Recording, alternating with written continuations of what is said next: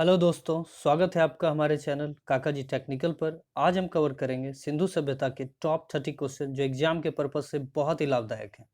एक बार इसे जरूर पढ़ लें। तो चलते हैं हमारे क्वेश्चन नंबर 1 पर। हड़प्पा सभ्यता का कालक्रम क्या है?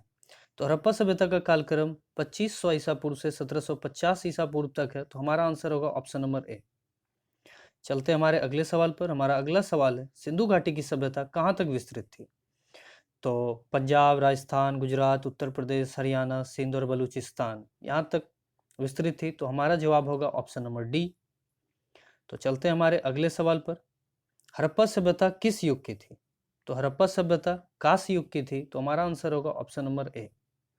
चलते हैं हमारे अगले सवाल क्वेश्चन नंबर 4 पर। निम्नलिखित में से किस पदार्थ का उपयोग हड़प्पा काल की मुद्राओं के निर्माण में मुख्य रूप से किया गया था?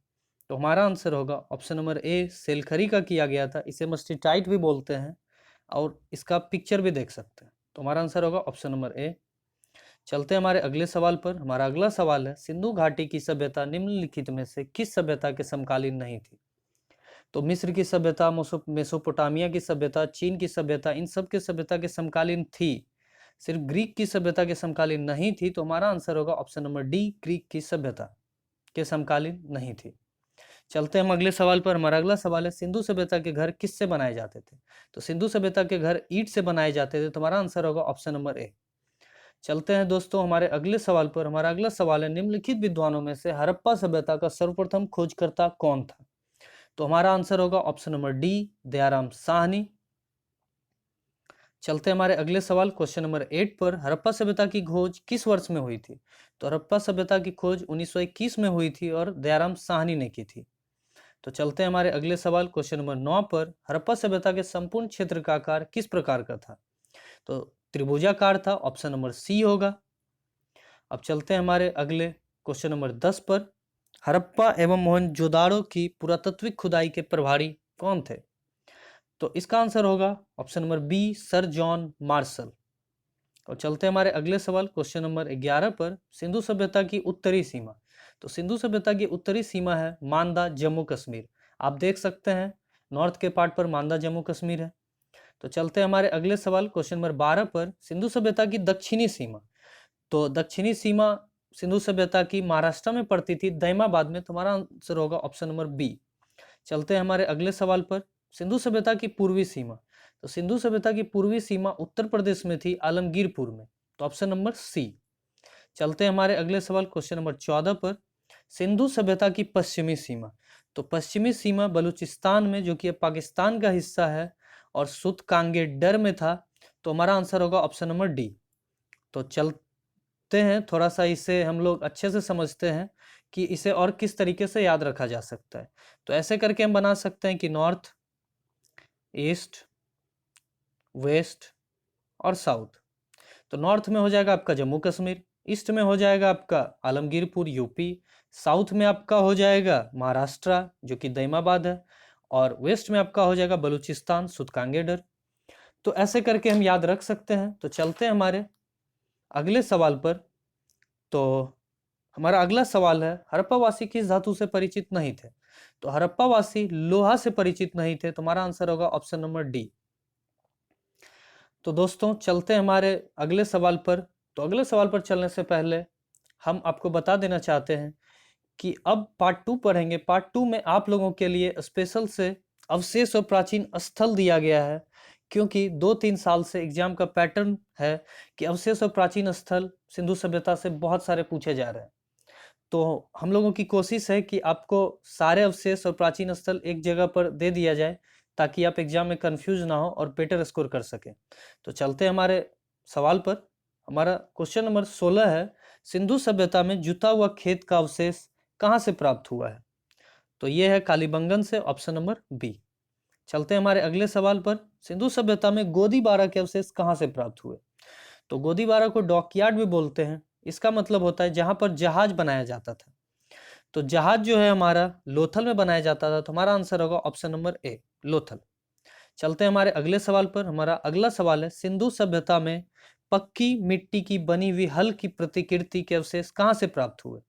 तो हमारा आंसर होगा बनवाली, और इसे हम शॉर्ट में ऐसे याद रख सकते हैं कि हल, हल बनवाली। कोई बोला चलो भाई खेती करते हैं, तो क्या करते हैं, तो हल बनवा ली, पहले हल बनवा लेते हैं फिर खेती करेंगे। तो ऐसे हम याद रख सकते हैं। चलते हैं हमारे अगले सवाल पर। हमारा अगला सवाल है, हड़प्पा लिपि के बड़े आकार के 10 चिन्हों वाला एक शिलालेख कहां से प्राप्त हुआ है? तो इसका आंसर होगा हमारा option number C, Dholavira. Dholavira से 10 चिन्हों वाला एक शिलालेख प्राप्त हुआ है। चलते हैं हमारे अगले सवाल पर। हमारा अगला सवाल है, सिंधु सभ्यता की ईंटों का अलंकरण किस स्थान से मिला है? तो इसका आंसर होगा कालीबंगन। ईंटों का अलंकरण जो है कालीबंगन से मिला है। तो हमारा आंसर होगा ऑप्शन नंबर बी। चलते हैं हमारे अगले सवाल पर।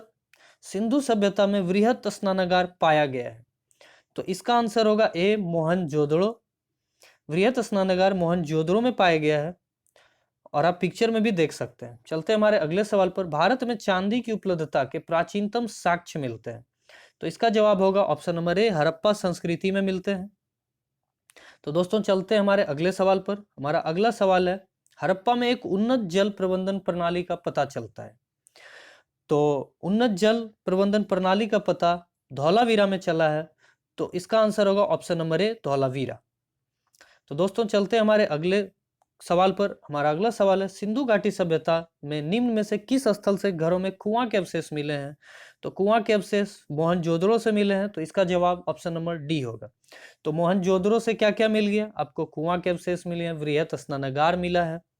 तो चलते हैं हमारे अगले सवाल पर। क्वेश्चन नंबर 25, निम्नलिखित में से किस हड़प्पाकालीन स्थल से युगल समाधान का साक्ष्य मिला है?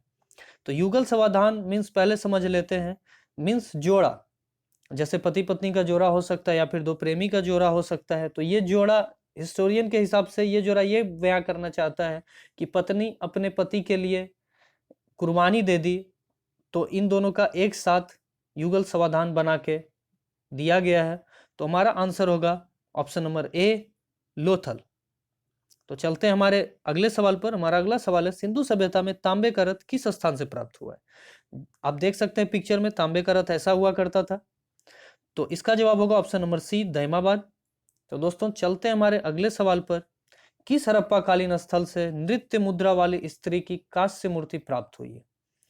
दोस्तों ये सवाल ऐसा है जो बार बार रिपीटेड हुआ है, तो इसे आप बहुत अच्छे से पढ़ लें कि नृत्य मुद्रा वाली स्त्री की कांस्य मूर्ति जो है मोहनजोदड़ो से मिली है। तो मोहनजोदड़ो से अब तक हम लोग 3 पढ़ चुके हैं, नृत्य मुद्रा वाली स्त्री की कांस्य मूर्ति, वृहत स्नानागार, घरों में कुआं के अवशेष। तो इसे याद रखेंगे। तो चलते हैं हमारे अगले सवाल पर। हमारा अगला सवाल है, किस हड़प्पाकालीन स्थल से पुजारी की प्रस्तर मूर्ति प्राप्त हुई है? तो पुजारी की प्रस्तर मूर्ति जो है हड़प्पा से प्राप्त हुई है। तो हमारा आंसर होगा ऑप्शन नंबर ए, हड़प्पा। चलते हैं हमारे अगले सवाल पर। हमारा अगला सवाल है, एक ईंट पर बिल्ली का पीछा करते हुए कुत्तों के पंजों के निशान मिले हैं। तो इसका आंसर होगा सी, चनहुदरो में मिले हैं। तो हमारा आंसर होगा ऑप्शन नंबर सी, चनहुदरो।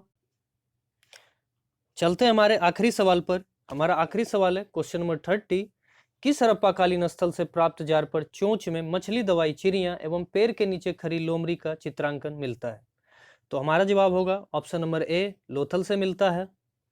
तो दोस्तों चलते हैं मिलान करें पर। तो पहली बार अवशेष प्राप्त और हड़प्पाकालीन स्थल में मैच द फॉलोइंग है, हम लोगों को मिलाना है सही सही। तो हमारा पहला है कपास की खेती। तो कपास की खेती सर्वप्रथम अवशेष कहाँ से मिले हैं? तो हड़प्पा से। महाविश्वविद्यालय के अवशेष कहाँ से मिले हैं? तो मोहनजोदारो से। ऊंट के अवशेष कहाँ से मिले हैं? तो कालीबंगा से। और सबसे बड़ा अन्नगार भंडार कहाँ से मिला है? तो मोहनजोदारो से। और ये विश्व का सबसे बड़ा अन्नगार भंडार था। और घोड़ा के अवशेष कहाँ से मिले हैं? तो सुरकोटदा से। तो चलते हैं क्वेश्चन ऑफ द डे पर। किस पशु के अवशेष सिंधु घाटी सभ्यता में प्राप्त नहीं हुए? घोड़ा, गाय, हाथी, इन तीनों के अवशेष सिंधु घाटी सभ्यता में प्राप्त हुए हैं, लेकिन शेर के प्राप्त नहीं हुए हैं। तो हमारा आंसर होगा ऑप्शन नंबर ए, शेर। तो दोस्तों अगर आपको हमारा वीडियो पसंद आया हो तो please like, share and subscribe जरूर से जरूर करें। धन्यवाद।